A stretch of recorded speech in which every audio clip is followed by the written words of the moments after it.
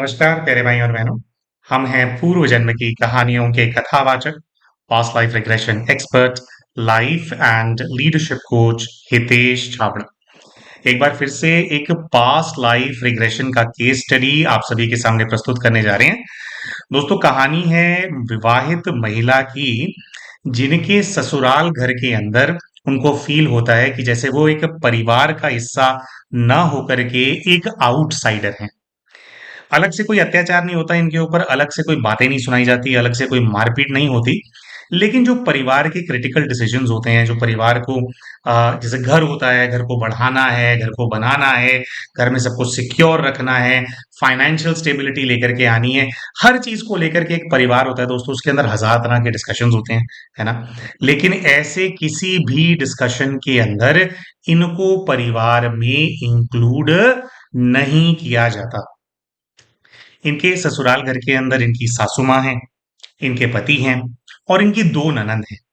तो इनका कहना यही है कि किसी के साथ भी इनका जो रिलेशनशिप है, वो रिलेशनशिप अच्छा नहीं है, और वो रिलेशनशिप क्यों अच्छा नहीं है इसके बारे में ये जानना चाहते थे। अच्छा, ये कहते हैं कि जो मेरी दोनों नंदे हैं, दोनों पढ़ी लिखी हैं, बहुत ऊंची सोच की हैं, और महिलाओं को सारे अधिकार मिलने चाहिए, महिलाओं को सारे हक मिलने चाहिए, इस तरह की सोच की हैं, थोड़ी एक्टिविस्ट टाइप की भी हैं, है ना, बहुत मोटिवेटेड रहती है इन सब चीजों को लेकर के। लेकिन ये कहते हैं कि जब बारी मेरी आती है, मेरे अधिकारों की आती है, तो मेरी ननंद न केवल चुप रह जाती हैं, लेकिन वो कभी भी मेरे लिए स्टैंड नहीं लेती। कह रहे सारी दुनिया के अंदर सारी दुनिया की महिलाओं का स्टैंड लेंगी, लेकिन मेरे लिए स्टैंड नहीं लेंगी। तो मुझे तो डबल स्टैंडर्ड्स भी लगते हैं। और कह रहे बस, अच्छा, इन्होंने ना ज्यादा एक्सप्लेन नहीं किया था कि क्या पति से और क्या सास से नहीं बनती। इनफैक्ट जब इनका ये एडवांस्ड प्रॉक्सी पीएलआर का केस है, तो जब मैसेजेस जो थेरेपिस्ट हैं, जो हीलर हैं, उनके पास आए, तो उन्होंने ही बल्कि इनको बताया कि आपने ये वाली बात बताई नहीं, कि आपकी तो इस प्रकार की प्रॉब्लम है। इस तरह से वो आपको जो है इन चीजों पे ट्रस्ट नहीं करते हैं। तो फिर बाद में इन्होंने कहा कि हाँ भाई, ये तो मैं बताना भूल गई थी, लेकिन हाँ, इन्हीं लाइंस के ऊपर जो है मेरी प्रॉब्लम है। तो ये बेसिकली ये तो चार रिलेशंस हो गए, ठीक है, कि इनकी इनके पति से क्यों नहीं बनती है, रिलेशन उतना अच्छा क्यों नहीं है। अब कहने का मतलब ये है कि रिस्पॉन्सिबिलिटी ड्रिवन रिलेशनशिप है, कि भाई बहू है, बहू को घर का काम करना है, बहू को अपना बच्चा संभालना है, ठीक है। वो लोग, उन लोगों को पता है उनकी क्या रिस्पॉन्सिबिलिटी है, कि भाई कैसे फाइनेंशियली घर को स्टेबल रखना है, कैसे इनके पास कपड़े होने चाहिए, खाने पीने का सामान होना चाहिए, कहीं जाना है आना है। सारी रिस्पॉन्सिबिलिटीज जो हस्बैंड है वो पूरी करते हैं।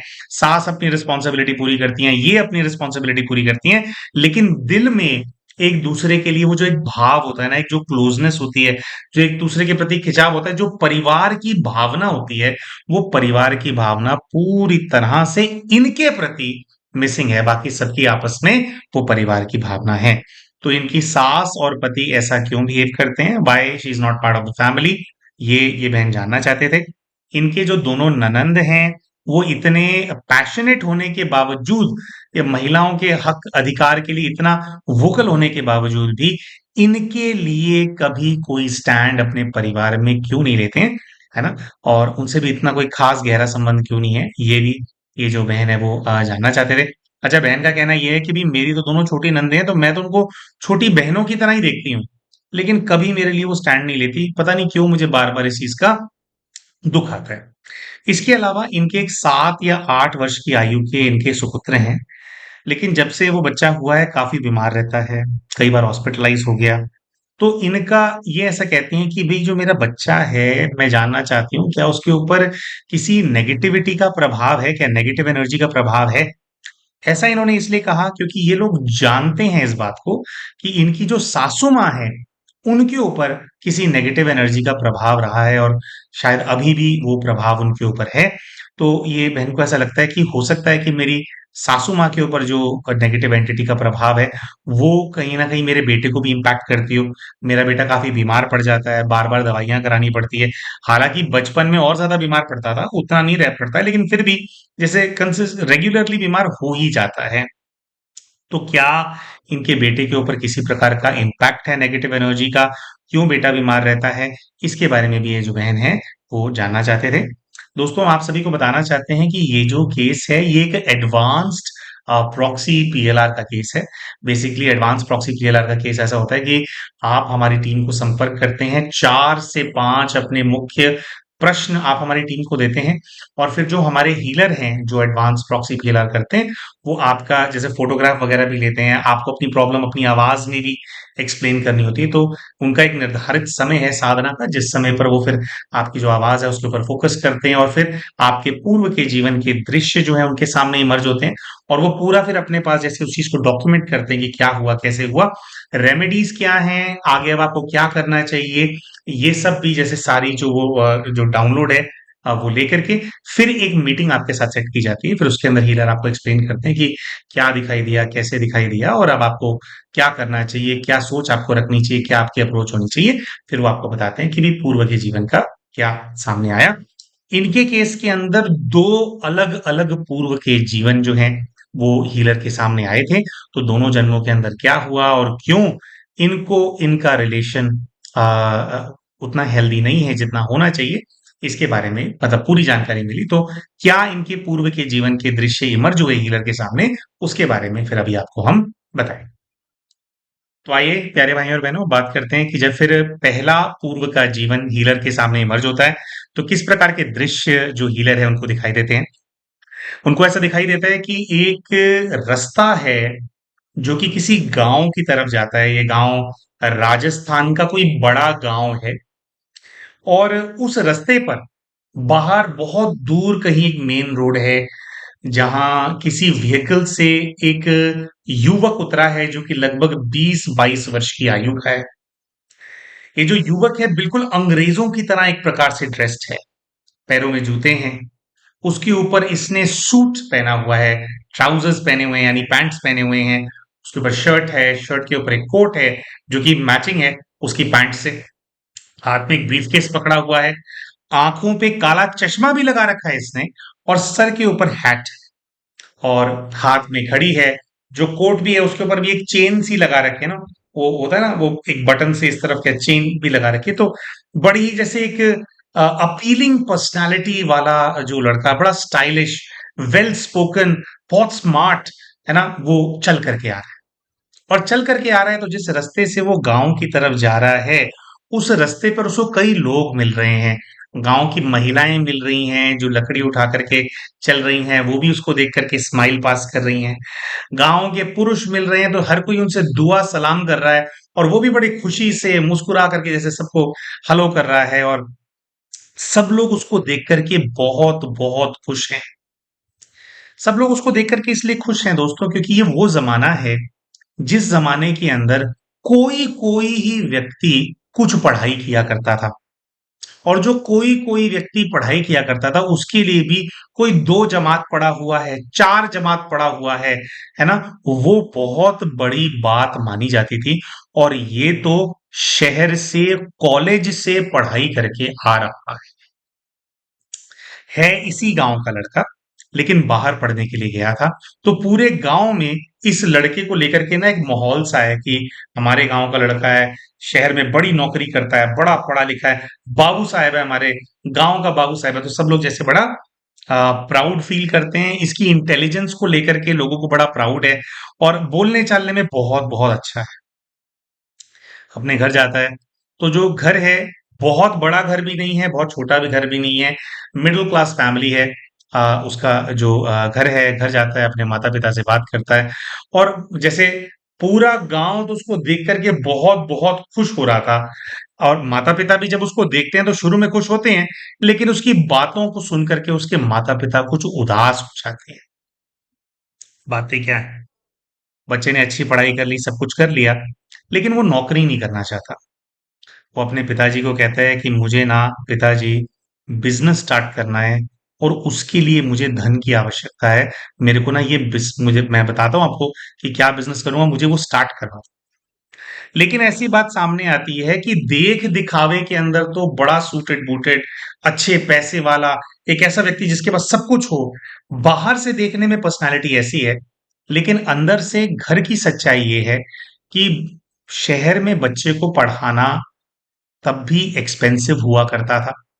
तो माता-पिता की जो भी पूँजी थी, उन्होंने सारी पूंजी इनकी पढ़ाई पर लगा दी। अब इनका बिजनेस स्टार्ट करने के लिए उनके पास पैसे बिल्कुल भी नहीं है। और वो कहते हैं कि भई हम इसमें हेल्प नहीं कर सकते। इनफैक्ट जो माता-पिता हैं वो ये एक्सपेक्ट कर रहे हैं कि भई हमने इतना पढ़ा-लिखा दिया, शहर में क्यों पढ़ाया-लिखाया हमने? ताकि तुम शहर के अंदर नौकरी करो और नौकरी करके जो सारा खर्चा हुआ है, जो घर खाली हो गया है हमारा, जो बिल्कुल हम ठन-ठन गोपाल हो गए, तुम वापस उसको भरो। ये क्या तुम नई वो चीज़ लेकर के आ गए हो? बिज़नेस हम कहाँ से कराएँगे? और अगर बिज़नेस करना था तो इतना पढ़ने की क्या ज़रूरत थी? फिर हम बिज़नेस के अंदर ही पैसे इन्वेस्ट कर देते। अब ये बात कि अंदर से ये लोग खाली हैं, इनके पास धन नहीं है, ये इनके परिवार की, इनके अंदर की बात है। लेकिन जो लड़का है वो बहुत ही ज़्यादा तेज़ है। तो वो कहता है कि चलो कोई बात नहीं, करूँगा तो मैं बिज़नेस ही, मैं कहीं से हेल्प ले लूँगा, कुछ मैं वो जो है इसके अंदर कुछ वर्कआउट करता हूँ। तो वो पुराने ज़माने के अंदर अपना स्टार्टअप करने के लिए, उस स्टार्टअप के लिए इन्वेस्टर ढूँढने के लिए ये निकल पड़ते हैं। अब इन्वेस्टर ढूँढने के लिए इनको कहीं दूर जाने की आवश्यकता नहीं है। इनके गाँव के अंदर ये जहाँ भी जाकर के खड़े हो जाते हैं, लोग इनसे बातचीत करते हैं, इनसे पूछते हैं कि शहर कैसा है, वहाँ का माहौल कैसा है, क्या तुमने पढ़ाई करी है, अच्छा वहाँ क्या काम होता है, वहाँ पे अच्छा बिजली होती है। तो मतलब बहुत सारी चीज़ें जो लोग हैं, वो इनसे पूछते हैं, इनसे बहुत ज़्यादा इम्प्रेस्ड रहता है हर कोई। अब ऐसे में ये इस बात को गाँव में फैलाना शुरू कर देते हैं, मतलब लोगों से इन लाइन से बात करना शुरू कर देते हैं कि देखो शहर के अंदर नौकरी है, सब कुछ है, लेकिन मैं चाहता हूँ कि हमारे गाँव की तरक्की हो। हमारे गाँव की तरक्की के लिए मैं कुछ करना चाहता हूँ और यहाँ मैं कुछ ऐसा शुरू करना चाहता हूँ जिससे कि लोगों को रोज़गार मिले, है ना? जिन लोगों का जीवन का स्तर जो जीवन निर्वाह नहीं कर पा रहे हैं, वो अपना जीवन निर्वाह कर पाएँ, ऐसा कुछ जो है मैं करना चाहता हूँ। तो लोग बहुत इम्प्रेस्ड होते हैं और ऐसे इम्प्रेशन के अंदर ही मतलब ऐसा मतलब इम्प्रेशन डाल के कि इनको गाँव के भले की बहुत ज़्यादा चिंता है और गाँव का भला सोचते-सोचते ये शहर नहीं जा रहे हैं। लोगों को ये इंप्रेशन देते हैं कि गाँव में तो मेरी नौकरी लगी हुई है सॉरी शहर में तो मेरी नौकरी लगी हुई है, वहाँ पे तो सब कुछ सेट है। लेकिन मैं गाँव के लिए कुछ करना चाहता हूँ, इसलिए शहर छोड़ कर के गाँव के अंदर बैठा हूँ। तो ये करके लोग बहुत इम्प्रेस्ड हो जाते हैं और एक्चुअली में ये माहौल क्रिएट कर रहे होते हैं क्योंकि इनको अपने काम शुरू करने के लिए इन्वेस्टर्स चाहिए। और ऐसे ही केस के अंदर मतलब ऐसे ही करते-करते इनके गाँव के अंदर इनको 2 भाई मिलते हैं। 2 भाई जो कि अच्छे लेवल के किसान हैं। बहुत बड़े ज़मींदार भी नहीं हैं, गरीब भी नहीं हैं, लेकिन ठीक-ठाक खेती है उनके पास। दोनों पढ़े-लिखे नहीं हैं।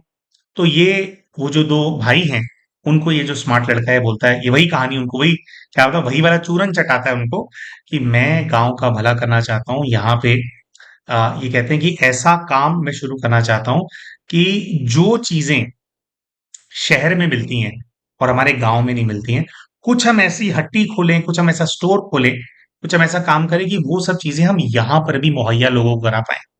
एक तो नई-नई चीज़ें हैं तो लोग आकर के उसको खरीदेंगे। दूसरा हमारा गाँव जो है, वो आस-पास के जितने गाँव हैं, हमारी दुकान उसका सेंटर बन जाएगी, उसका हब बन जाएगी। आस-पास के गाँव के लोग हमारे गाँव में आएँगे हमारी दुकान की वजह से, क्योंकि यहाँ पर मॉडर्न चीज़ें मिलेंगी, है ना? और उसी बहाने हमारे गाँव में जब बाहर के लोग आएँगे, तो और प्रकार का व्यापार, यहाँ की जो इकोनॉमी है वो बेटर तो वो जो 2 किसान हैं, उनको इनकी बातें बहुत अच्छी लगती हैं। अब वो दोनों पढ़े-लिखे नहीं होते, लेकिन इनका क्योंकि बात करने में ये बहुत अच्छे हैं, सपना दिखाने के अंदर बहुत अच्छे हैं, तो वो दोनों जो हैं वो बिल्कुल वो हो जाते हैं। तो वो इनसे पूछते हैं कि तुम हमसे क्या चाहते हो? तो ये उनको समझाते हैं कि देखो आइडिया सारा मेरा है, टैलेंट सारा मेरा है, मैं चाहता हूँ कि आप इस आइडिया के अंदर जो है ना इन्वेस्ट करो मेरे से, कि इन्वेस्टमेंट आपका होगा, आइडिया मेरा होगा और हम इसको वो करेंगे, हमारे गाँव के लिए भी भला है और हमारे लिए भी। तो ऐसा होता है कि वो दोनों जो भाई होते हैं, वो एकदम से मान जाते हैं और इनके इस बिज़नेस आइडिया के अंदर इन्वेस्ट करते हैं। दोस्तों अपैरेंटली इनके बिज़नेस आइडिया में जब वो इन्वेस्ट करते हैं, तो इनका बिज़नेस हिट हो जाता है। अब ये पुराना ज़माना है, तो कोई बहुत बड़ा ग्रोसरी स्टोर नहीं है जैसे आज का होता है। एक कच्ची दुकान ही है, लेकिन वो जो कच्ची दुकान है काफ़ी बड़ी है, जैसे मिट्टी की बनी हुई दुकान है और उसके अंदर फिर इनको पता होता है तो शहर से सामान लाना, पैसा सारा उनका लगा हुआ है, कौन-सा सामान लाना है, क्या लाना है, वो करते हैं और करते-करते जो है काम बहुत-बहुत चलने लग जाता है, काम बहुत प्रॉफ़िटेबल हो जाता है। अब इन लोगों की आधी-आधी की साझेदारी होती है, तो वो दोनों भाई भी अपने हिस्से से जो है वो बहुत खुश होते हैं। अब जैसे-जैसे काम बढ़ता चला जाता है, वैसे-वैसे ऐसा दिखता है कि इनकी सोच, इस लड़के की सोच ऐसी बनती चली जा रही है कि भई आइडिया तो सारा मेरा था। इन्होंने तो बस शुरू में पैसा लगाया, अब ये क्या कर रहे हैं, अब तो जो भी पैसा है वो तो बिजनेस से ही री इन्वेस्ट हो रहा है। तो मुझे इनकी कोई आवश्यकता नहीं है, अनपढ़ गवार है, इनका कोई वो नहीं है। मतलब इनको अब ऐसा लगने लग जाता है कि भाई इनको पार्टनर की तरह इन्वॉल्व किए बिना भी ये काम चलाया जा सकता था, मुझसे गलती हुई। दोस्तों ऐसे ही होता है जब काम धंधा चलने लगता है ना, तो पहले जब रिस्क होता है तब हम सब कुछ लुटाने को तैयार होते हैं कि नहीं कोई नहीं, पार्टनरशिप भी दे देंगे, सब कुछ कर देंगे, है ना। और अगर काम न चले तो नुकसान फिर पैसा लगाने वाले का हो जाता है ना।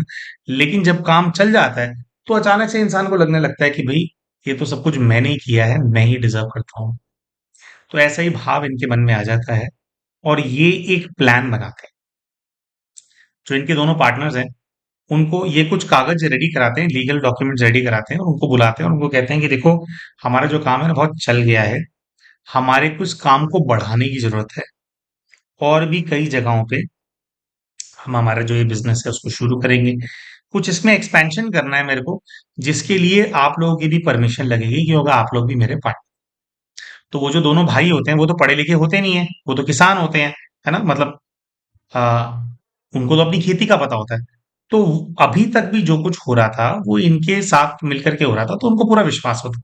तो उनको बोलते हैं कि देखो ये कागज पत्तर कैसे बढ़ेगा क्या बढ़ेगा ये तो हमारे को पता नहीं है, हम लोग साझेदार हैं, तो तुम बताओ हमारे को करना क्या है। अब ये उनको कहता है कि कोई बात नहीं, तुम ये डॉक्यूमेंट पढ़ लो और साइन कर दो। अब उनको तो डॉक्यूमेंट पढ़ना आता नहीं होता, तो वो कहते हैं कि हमारे को पढ़ना तो आता नहीं है, हम अपने अंगूठे लगा देते हैं, बाकी तुम जानते हो तुम करो। वो इन पे बहुत विश्वास करते होते हैं और वो जो है दोनों अपना अपना अंगूठा लगा देते हैं। दोस्तों एक बार जब वो अपना अंगूठा लगा देते हैं तो उसके बाद जैसे इनकी हरकतें बदल जाती हैं, इस लड़के की, और इसकी जैसे आंखें खट जाती हैं, और ये क्या करने लगता है कि जैसे पहले जितना प्रॉफिट शेयर कर रहे थे, काम और बढ़ा देता है, माल और बिकने लग जाता है, बिजनेस दिख रहा होता है कि और ज्यादा प्रॉफिटेबल हो गया है, लेकिन अपने पार्टनर्स को जो शेयर ये दिया करते थे वो शेयर ये कम करते चले जाते हैं कि और कम हो गया और कम हो गया, कुछ कुछ बहाना बनाते चले जाते हैं।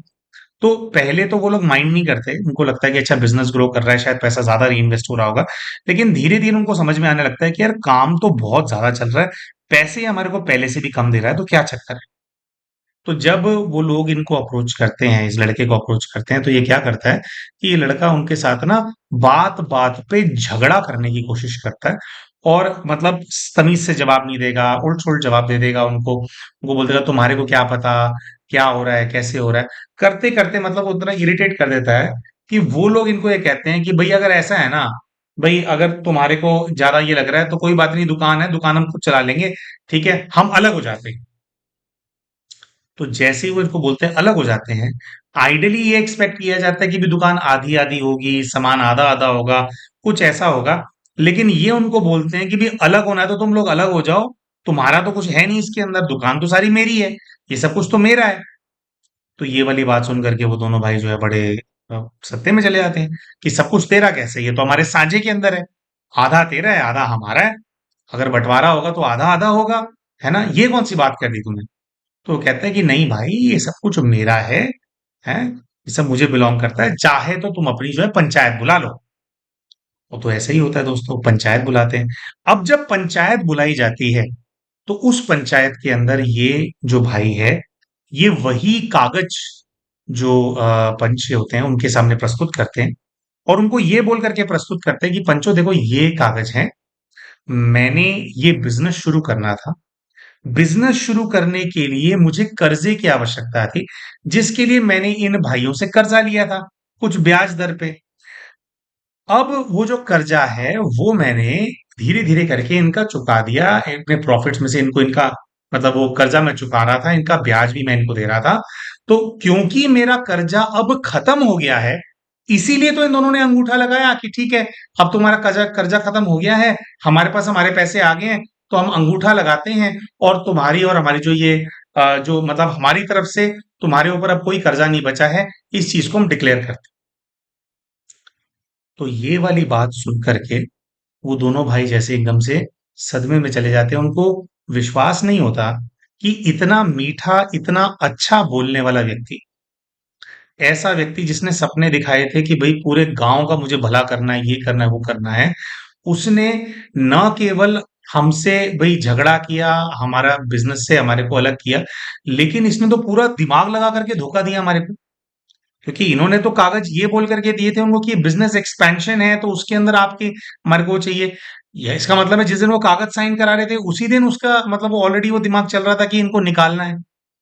तो इस बात से जो है वो दोनों जो भाई हैं वो बहुत ज्यादा सदमे में चले जाते हैं।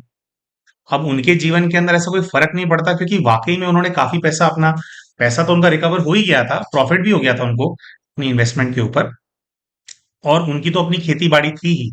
तो वो अपने जीवन में आगे चले जाते हैं, और जैसे वो जो पूरा बिजनेस इन्होंने खड़ा किया था, उस पूरे बिजनेस को फिर ये टेक ओवर कर लेते हैं। पूरे जीवन भर अब एक ही गांव के लोग हैं, इन्होंने टेक ओवर कर लिया, तो जैसे मन में एक दूसरे के प्रति खटास आ जाती है। और पूरे जीवन भर उन लोगों को रहता है कि यार ऐसे ना किसी पे विश्वास नहीं करना चाहिए, है ना। हमने कितना विश्वास करके वो कहा। उनका मतलब ये स्टैंड भी होता है कि अगर इसको बिजनेस को पूरा ओन करना भी था, तो ये हमारे को कुछ हमारा हिस्सा दे सकता था, हमारे को सामने से बोल करके अलग कर सकता था कि भाई मैं पूरा टाइम पार्टनर नहीं रख पाऊंगा, है ना, ये नहीं हो पाएगी, मुझे अकेला करना है। कह रहे ये सब बातें ना करके इसने चालबाजी करी, तो उसको लेकर के वो जो दोनों जो व्यक्ति हैं वो बहुत ज्यादा आहत रहते हैं। अब दोस्तों, ये जो पूरी कहानी, जो पूर्व का जीवन जो सामने इमर्ज हुआ हीलर को, इसके अंदर जो सूटेड बूटेड लड़का है जिसने धोखा दिया, वो और कोई नहीं है बल्कि वही क्लाइंट है जिन्होंने अपना सेशन रखवाया था, जिन्होंने बताया था हीलर को कि भाई मेरा जो फैमिली है उससे मेरी बनती नहीं है, हमारा रिलेशन अच्छा नहीं है। जो दो भाई वहां पर नजर आए जिनको धोखा दिया गया था, उनमें से जो बड़ा भाई था उसको इनकी आज की जो सासू माँ है उनके रूप में देखा जाता है, और जो छोटा वाला भाई है वो ये जो महिला है इनके जो पति हैं वो वहां पे दिखाई देते हैं। ऐसा दिखाई देता है कि पूर्व के जीवन में जिन दोनों पुरुषों को इन्होंने धोखा दिया था बिजनेस के अंदर, जिनको वो दिखा करके सब कुछ हड़प लिया था, वो इनके इस जीवन के सास और इनके पति हैं। अब दोस्तों यहाँ पर जब इन्होंने अपना सेशन बुक किया था, इन्होंने बस ये बताया था कि भी मेरा जो है ना रिलेशनशिप ठीक नहीं है उनके साथ। तो ये देखने के बाद जब हीलर ने इनसे इनकी काउंसलिंग करी थी और इनको बताया था कि भी ऐसा ऐसा दिखा, तो हीलर ने इनको बोला कि मुझे जो समझ में आया है, जो मुझे जो नजर आया है उसका ये है कि आपको किसी भी आपको जो प्रॉपर्टी वगैरह है तो कोई भी चीज ये लोग आपके नाम पे नहीं करते, फंड्स आपके बैंक में नहीं रखते हैं। मतलब पैसे को लेकर के, कागजों को लेकर के, प्रॉपर्टी को लेकर के भी आपके परिवार वाले, ससुराल वाले आप पे बिल्कुल ट्रस्ट नहीं करते हैं। अगर कुछ बनाना है तो सासू माँ के नाम पे बनेगा, नंदों के नाम पे बनेगा, पति के नाम पे बन जाएगा, लेकिन आपके नाम पे ये लोग बिल्कुल कुछ नहीं खरीदते हैं। तो जो क्लाइंट है उन्होंने कहा था कि हाँ जी भाई ऐसा ही है। तो इनको ट्रस्ट इश्यूज हैं। क्यों ट्रस्ट इश्यूज हैं? क्योंकि पिछले जीवन में जब आप पर विश्वास किया गया था तो आपने दूसरों का हक मार लिया था। तो आज भी इन आत्माओं के अंदर ये डर है कि अगर आपके नाम पे कुछ कर दिया जाएगा या आपके हाथ में जो कुछ भी होगा उसमें आप दूसरों का हक मार लोगे। इसकी वजह से ये लोग आप पे ट्रस्ट नहीं करते हैं। और जो ये दुख आपको मिल रहा है कि आप फैमिली का वो पार्ट नहीं हो या भी आपको प्रेम नहीं करते हैं, तो वो वही जो दुख है जो आपने उन लोगों को दिया, पूरे जीवन भर वो जो लोग सदमे के अंदर रहे, है ना, जो उनका ट्रस्ट आपने ब्रेक किया, तो कहीं ना कहीं वही ही, जैसे उनका ट्रस्ट ब्रेक हुआ, उनको हर्ट हुआ, तो वही ही हर्ट जो है इनके माध्यम से आपको वापस मिल रहा है। पूर्व के जीवन में कोई मारकाट नहीं हुई थी, लड़ाई झगड़ा नहीं हुआ था, कोई गोलियां नहीं चली थी, तो आपके साथ भी कोई मारपीट, कोई गोलियां नहीं चल रही हैं, कोई मारकाट नहीं हो रहा है।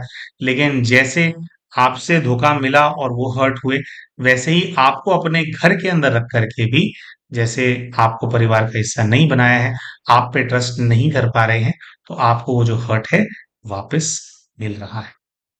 तो दोस्तों, इनकी सासू माँ को और इनके पति को क्या दिक्कत है? ये जो पहला पूर्व का जीवन है, इसके माध्यम से इनको पता लग गया कि इन्होंने क्या किया था। फिर जो इनकी दोनों ननंद हैं, वो इस वाले लाइफ के अंदर नहीं थे। उन दोनों से जुड़ा हुआ एक दूसरा जीवन जो हीलर है उनके सामने इमर्ज हुआ था। तो उसमें क्या हुआ वो भी अभी फिर आपको हम बताते हैं। ठीक है, तो फिर अब प्यारे भाई और बहनों बात करते हैं कि फिर जो दूसरा जीवन फिर इमर्ज होता है, तो उसको बहुत कम दृश्य इस जीवन के हीलर के सामने इमर्ज होते हैं, लेकिन जो कुछ भी इमर्ज होता है वो इनफ है इस चीज को समझने के लिए कि इनकी जो नंदे हैं, इतना ज्यादा महिलाओं के हक को लेकर के अवेयर होने के बावजूद भी, उनके बारे में वोकल होने के बावजूद भी, एक्टिव होने के बावजूद भी, इनके लिए कभी कोई स्टैंड क्यों नहीं लेते हैं, इनके लिए उनके इनके हक में क्यों उनकी जुबान नहीं खुलती है। इनको बुरा भला नहीं कहती हैं, लेकिन जैसे अगर इनको इंक्लूड नहीं किया जाता तो वो कभी स्टैंड नहीं लेते कि भी इनको इंक्लूड करना चाहिए या इनको कुछ विशेष भी, इनको भी बहू के अधिकार मिलने चाहिए। तो ऐसा क्यों नहीं करती हैं, वो उसका कारण जो है सामने आए। एक बार फिर से, अभी पिछला वाला जीवन था उसके अंदर भी ये बहन एक पुरुष के रूप में थी, कुमार के रूप में थी। इस बार तो एक बहुत ही छोटे बच्चे का जो सीन है, वो इमर्ज होता है। मतलब ये जो बहन है, जो क्लाइंट है, इनको हमारे हीलर एक छोटे कुमार के रूप में देखती हैं। 7-8 साल का वो बच्चा है, बहुत बहुत ज्यादा अपने माता पिता का लाडला है। माता पिता का नहीं, अपनी माँ का बहुत ज्यादा। सब कुछ जैसे उसकी माँ उस बच्चे को दे देना चाहती है। बच्चा बहुत खुश है, तो ये तो बहुत अच्छी बात है ना।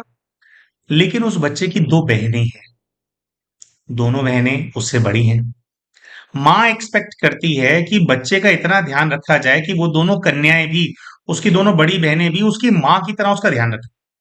दिन रात बेटे की तीमारदारी में उसकी बहनें लगी रहें, ऐसे उनके माँ की फीलिंग है।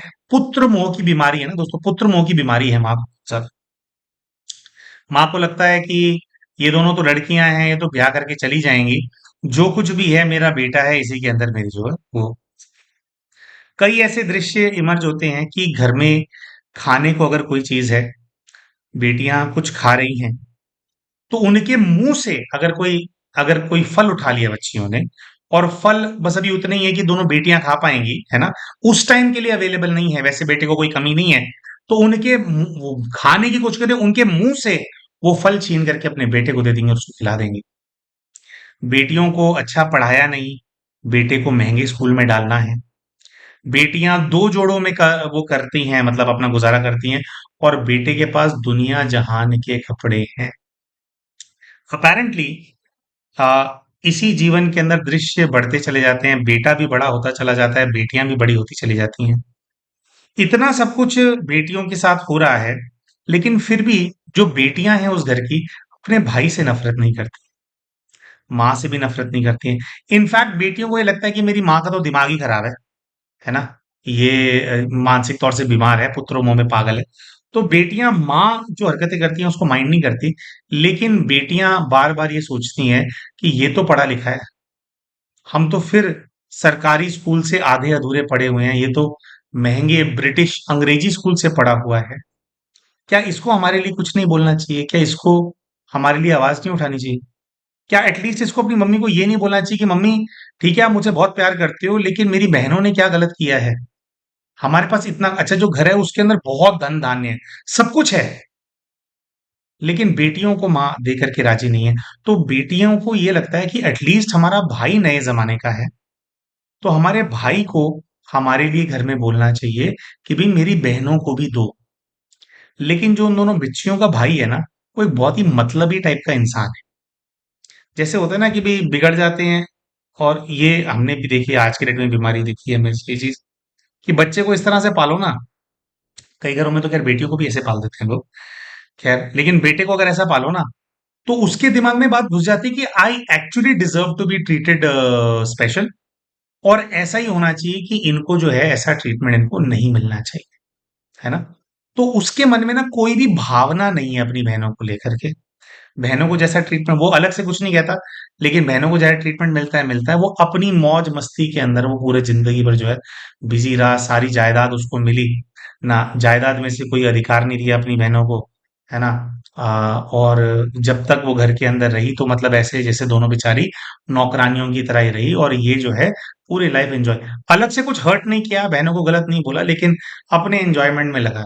तो जैसे उसको अपनी बहनों की बहनों को मिलना चाहिए अधिकार, या उनको उनका भी हक है खुशी पर, चीजों पर, जैसे उस भाई को कभी अपनी बहनों पर तरस नहीं आया, उसके लिए भावना नहीं आई। उसी प्रकार से जो इनकी दोनों नंदे हैं, उनको इनके प्रति कोई भी भावना मन में नहीं आती। उनको सारी दुनिया के लिए लगता है, लेकिन इनके लिए बिल्कुल भी नहीं लगता कि इनका भी कुछ अलग से इनको अधिकार नहीं मिल रहे, सो व्हाट, तो वो दे डोंट केयर। तो पूर्व के जीवन में जो दो सगी बहनें थी उस लड़के, वो इनके इस जीवन की नंदे हैं। लड़का ये खुद थे, और जो दोनों बहनें थी वो इस जीवन की ननद है।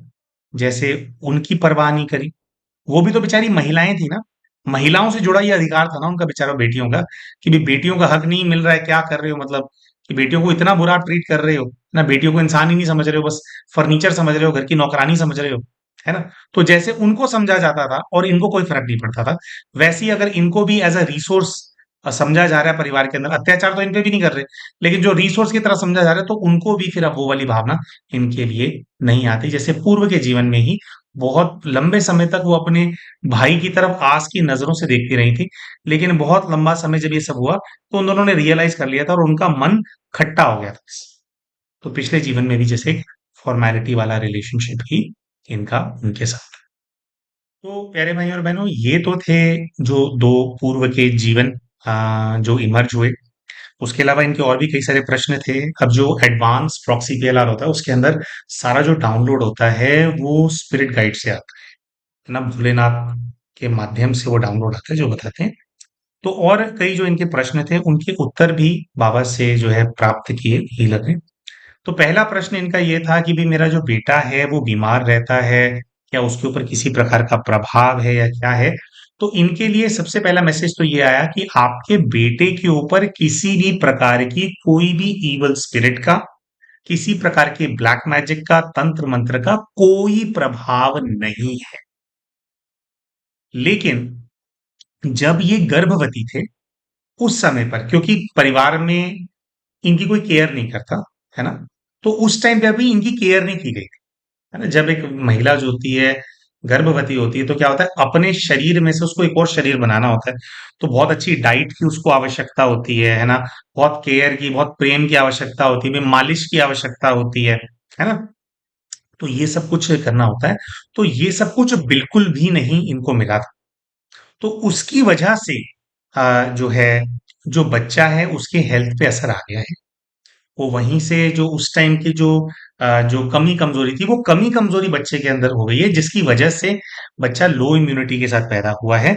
लेकिन बाबा से मैसेज ये आया बच्चे के लिए कि भले ही वो लो इम्यूनिटी के साथ पैदा हुआ था, लेकिन वो रिकवर हो रहा है ना, अब वो ठीक हो रहा है। अलग से तुम्हें कोई निवारण की आवश्यकता नहीं है बच्चे के लिए। बस बच्चे की डाइट का आपको ध्यान रखना है। प्रॉपर थोड़ा रिसर्च करो कि क्या बच्चे को डाइट मिलनी चाहिए, कितनी मिलनी चाहिए, है ना। थोड़ी मालिश वगैरह अभी बच्चे की करो, तो बच्चा जो है वो और तेजी से रिकवर होता चला जाएगा। उसके साथ साथ इनके लिए मैसेज ये भी आया कि भाई जो बच्चा है, लेकिन फिर भी अगर आप एक्स्ट्रा अपने बच्चे के लिए कुछ करना चाहते हैं, जैसे ही कोई माँ होती है तो भाई माँ को हमेशा एक एक्स्ट्रा थोड़ी चिंता रहती है अपने बच्चे की, और आप एक्स्ट्रा कुछ करना चाहते हो तो अपने बच्चों के नाम से ईश्वरीय सेवा करना शुरू करो। हमारे वीडियोस के अंदर हम जैसे पर्चे वगैरह रेकमेंड करते हैं, तो हमारे हीलर्स को भी पता है उसके बारे में, और हमारे हीलर्स खुद पर्चों का और इन सब का लाभ उठाते हैं कि पर्चे बांटते हैं, ईश्वरीय ज्ञान आगे लोगों तक पहुंचाते हैं, ज्योतिर्लिंगों की नॉलेज लोगों तक पहुंचाते हैं।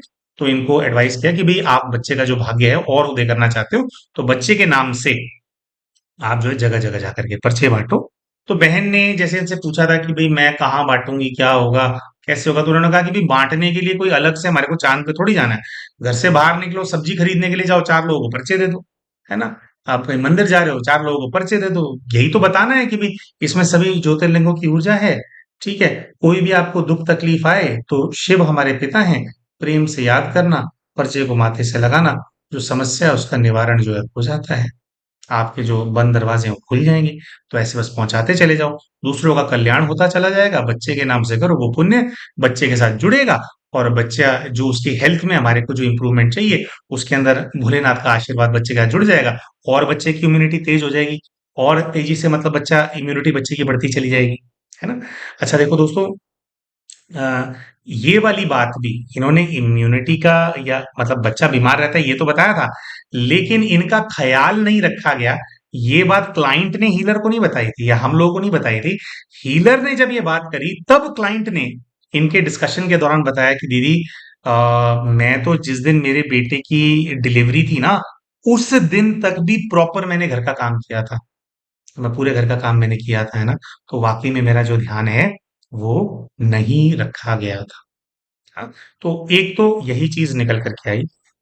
दूसरा सासू माँ से रिलेटेड प्रश्न था कि सासू माँ के ऊपर जो एंटिटी है वो क्यों है, क्योंकि इन लोगों को किसी ने बताया था कि इनकी सासू माँ के ऊपर एंटिटी है। तो उसके लिए भी भोलेनाथ से जो मैसेज आया बच्चे के लिए वो ये था कि एंटिटी थी पहले, लेकिन काफी समय से वो एंटिटी जा चुकी है। जो सासू माँ अगर अभी भी थोड़ा गुस्सा वगैरह वो करते हैं, वो क्या है, जैसे थोड़ा नेचर हो जाता है, लेकिन उनके ऊपर जो डार्क एनर्जी का प्रभाव था, वो डार्क एनर्जी का प्रभाव पहले ही हट चुका है। तो आपके घर के अंदर किसी भी प्रकार की एंटिटी का प्रभाव नहीं है। ये आपके पूर्व के जन्म के कार्मिक अकाउंट्स हैं। तो ये जितनी भी आत्माएं हैं जिनके लिए आप इनसेंसिटिव रहे हो, इनके प्रति क्षमा योग करो, इनको आप पॉजिटिव एनर्जी दो। आपने जो धोखा दिया था तो कोई बहुत ज्यादा एक्सपेक्ट मत करो कि ये चीज मेरे नाम पे होनी चाहिए, वो चीज मेरे नाम पे होनी चाहिए। इससे आप बाहर निकलो, आप भोलेनाथ से अपने आप को कनेक्ट करो, ध्यान लगाओ, और अपने जीवन के अंदर अगर आपको धन संपदा और खुशी जो है कम अगर आपको लग रही है, तो भोले उसके लिए क्या होता है कि भोलेनाथ को सोमनाथ के रूप में याद करो। तो सोमनाथ जी की शक्ति लो और अपने पूरे परिवार के सदस्यों को दो, अपने घर के अंदर वो शक्ति फैलाओ। समृद्धि भी आएगी, और विशेषकर आपकी सास और आपके जो पति हैं, उनसे जो आपने छीन लिया था, उसके अवज में जब आप सोमनाथ जी की एनर्जी उनको दोगे, तो वो भरपूर अपने आप को फील करेंगे, और आपका भी अपना कुछ बने, आपके पास भी कुछ एकत्रित हो, आप भी धनी धनवान बने, उसके मार्ग भी अपने आप जो है आपके लिए खुलने लगेंगे। तो ये था दोस्तों एडवांस प्रॉक्सी पीएलआर का केस। हम आशा करते हैं कि आपको केस बहुत पसंद आया होगा। अच्छा, एक और चीज है, अगर आप ये सीखना चाहते हैं कि सोमनाथ जी का ध्यान कैसे किया जाता है, कब किया जाता है, केदारनाथ जी का ध्यान कब किया जाता है, बाबा महाकाल का ध्यान कब किया जाता है, जागेश्वर जी का, मतलब ये जो सभी जो ये 18 ज्योतिर्लिंग हैं, अगर आप इनके बारे में अच्छे से जानना चाहते हैं, तो अभी जून का महीना है, आज देखो 9 तारीख होगी, हम इस वीडियो को अपलोड कर रहे हैं। तो आने वाले कुछ ही दिनों के अंदर फ्री मेडिटेशन का कोर्स, जिसमें सभी ज्योतिर्लिंगों की नॉलेज जो है वो प्रदान की जाएगी, वो कंडक्ट कराया जाएगा जूम के माध्यम से। हमारे इस वीडियो के पिंड कमेंट के अंदर हम व्हाट्सएप ग्रुप का लिंक डाल देते हैं, आप उस व्हाट्सएप ग्रुप को ज्वाइन कर सकते हैं। और फिर जैसे जब कोर्स होगा, तो उसकी जो क्लासेस है उसकी सारी इंफॉर्मेशन उसी व्हाट्सएप ग्रुप पे आएगी, और 3-4 दिन के अंदर आप उसका लाभ उठा सकते हैं। आप भी सीख सकते हैं कि कैसे इस नॉलेज को अपनी लाइफ में अप्लाई करके आप अपने जीवन को सुखी बना सकते हैं, बेहतर बना सकते हैं। तो जैसे कि हमने कहा, वीडियो पसंद आई हो तो लाइक करना बिल्कुल ना भूलें। चैनल अभी तक सब्सक्राइब नहीं किया तो चैनल को सब्सक्राइब कर लें। मिलते हैं आप सभी के साथ हमारे अगले वीडियो के अंदर, तब तक के लिए नमस्कार।